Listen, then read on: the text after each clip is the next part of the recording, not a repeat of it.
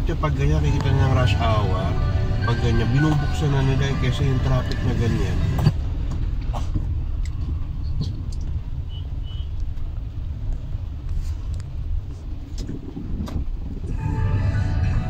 Ito daddy isa shutdown eh. Ata. Siya yung cellphone ko. Ano shutdown to? Ha? Ano ka? Nasa yung cellphone ko? Cellphone mo Samsung nandito. Hindi yung ano isa. Huawei.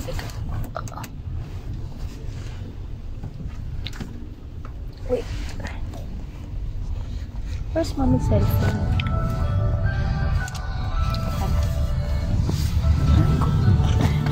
Ay. Saan may basura ka ba dyan? Sandali. Sandali lang.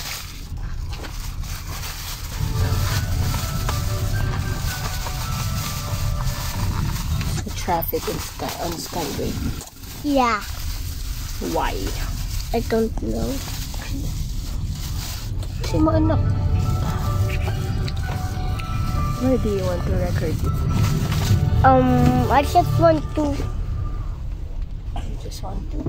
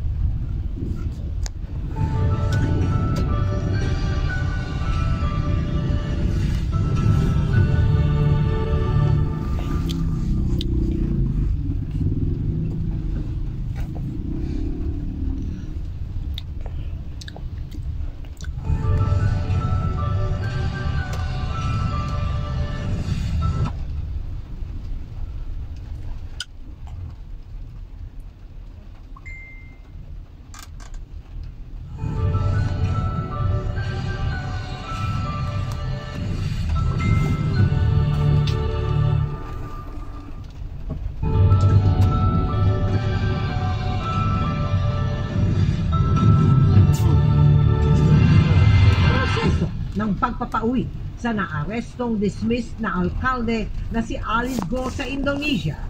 Tinatapos na ng mga otoridad. Si Go, nakipag-selfie pa sa ilang opisyal. Patong-patong naghihintay sa kanyang pagbabalik sa Pilipinas. Ngayon, wala nang malaki. Kukunin natin si Alice, inaalis ang papeles at iuwi na natin sa Pilipinas. Dahil sa halos walang tigil at malalakas na ulan, mga kalsada sa Metro Manila at ilang probinsya sa Luzon, lubog pa rin sa baha. Binabantayang kumpol ng mga ulap at low pressure area sa loob at labas ng Philippine Area of Responsibility. Posible kaya ulit maging bagyo? Yun! Uy! Ayun yung bulalakaw oh. Nice! Langit sa ilang bahagi ng Hilagang Luzon nagliwanag dahil sa pagdaan ng asteroid. Ika-siyam na beses pa lang sa buong kasaysayan na namataan bago pumasok sa atmosphere. Driver ng SUV na sumantok sa EDSA busway, kinailangan sakitin matapos hindi agad lumabas sa sasakyan. Critically endangered na ibong yan sa Antique. Yes, there's a lot of vista. At namatay. Kuya Kim, ano na? Didn't us working here? Na si Bianca Umali, nadulas nga ba Why? sa kanyang isinagot sa guesting niya sa It's Showtime? Live mula sa GMA Network Center, 20 taon nang nakatutok. Love you. Love you. Magandang gabi po Luzon, Visayas at Mindanao. Pinoproseso na mga dokumento para sa pagbabalik Pilipinas ni Alice Go na inaasahang darating hating gabi mamaya mula sa Indonesia. Bago mahuli, nagpaabot na umano siya ng surrender feelers dahil sa banta sa kanyang buhay. Bagay na idinulog niya rin sa paghaharap ng Interior Secretary. Sa gitna ng lahat ng yan, si Guo ay nakuha pang makipag-selfie sa mga opisyal. At mula sa Jakarta, Indonesia, nakatutok live si John Consulta.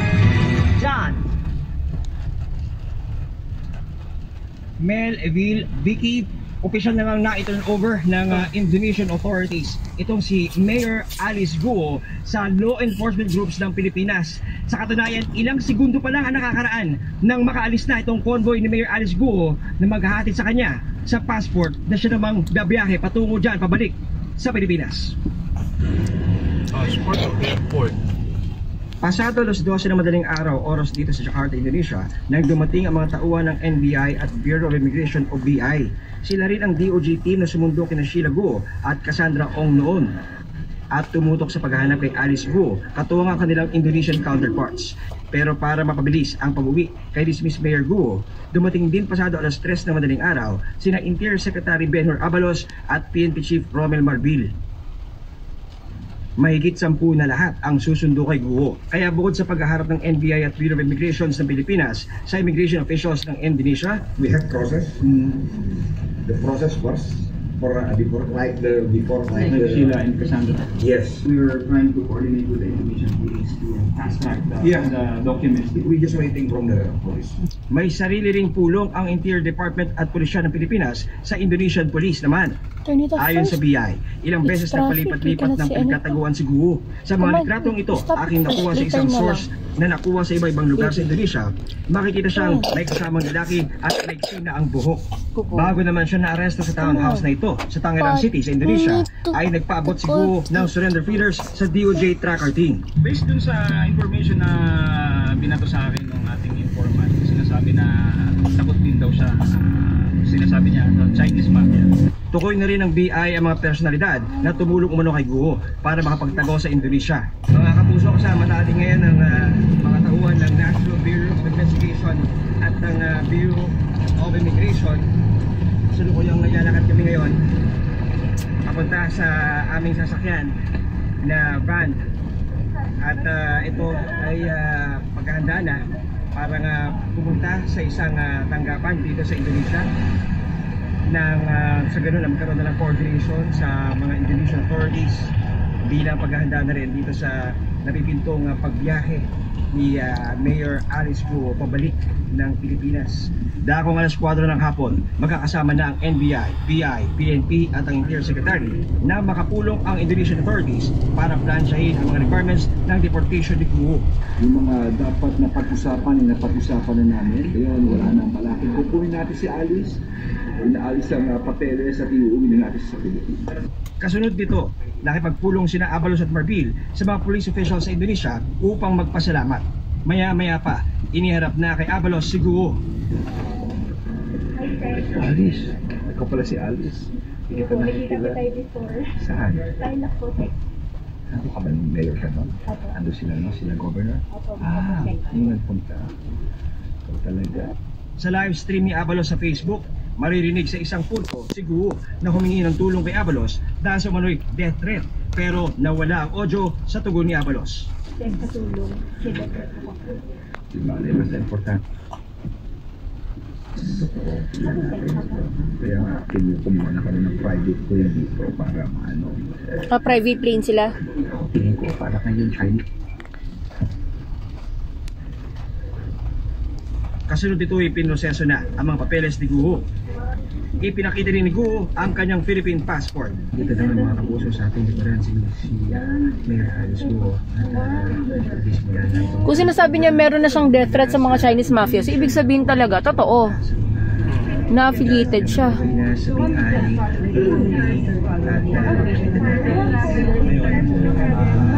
Umiba na siya ng at sisikapin na ngayong araw na to ay mailipad na papalik ng Manila. Ito si how are you, ma'am? How are you? Very good. Sa isang punto, napag-selfie pa sa kanya ang ilang opisyal mula sa Pilipinas at maging sa Indonesia. Lade. Ma'am, dito ma'am. Ba, nasa Skyway, napaka-traffic. Going home, how do you feel?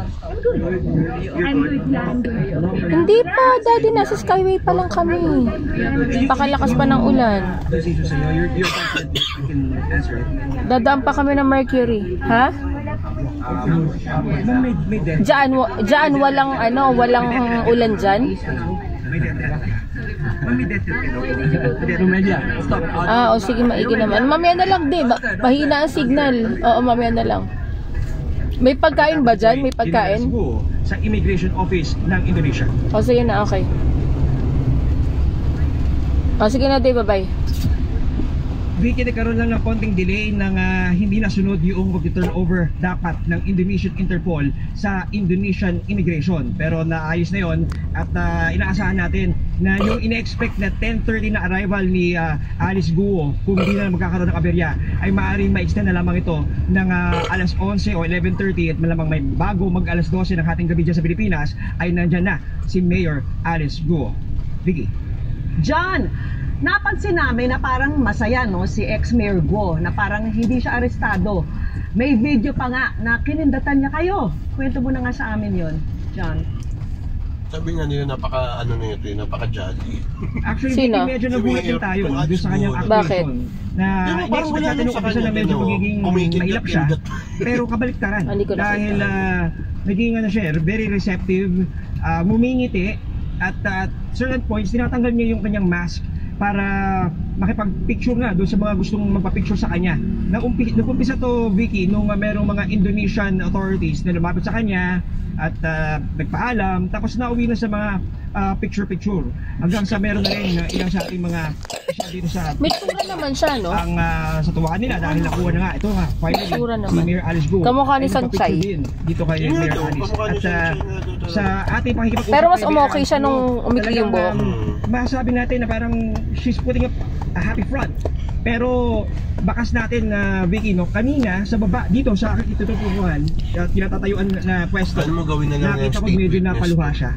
Lalo na nung naramdaman niya na ito na, kaharap niya yung Indonesian media at yung Philippine media nasa likuran, nakita ko Kasi doon medyo tumutulong siya talaga nagpuna siya ng kanyang mata. At I'm sure ito bakas na ramdam niya na yung malaking pagbabago sa buhay niya na mangyayari sa oras na makabalik na siya dyan sa Pilipinas. Vicky.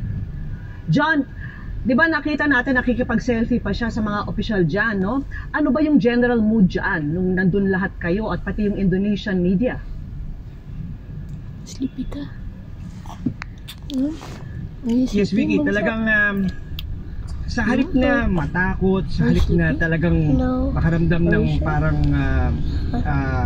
ilang game na game itong si Mayor Alice Guo na nakipagpa-picture. Ang sinasabi lang niya no interview, pero pag may lumalapit sa kanya masaya siya nakikipag-interact. In fact, may mga small talks pa nga tayo naririnig, no, doon sa ilang mga tao. Kaya nakakagulat dahil kumbaga parang naging malapit sa kanya yung mga taong nakasama niya yung mga nakaraang araw na siya ay nahulit, nakulong. At lalo na doon sa part ng Indonesian authorities dahil marami pang bumati sa kanya.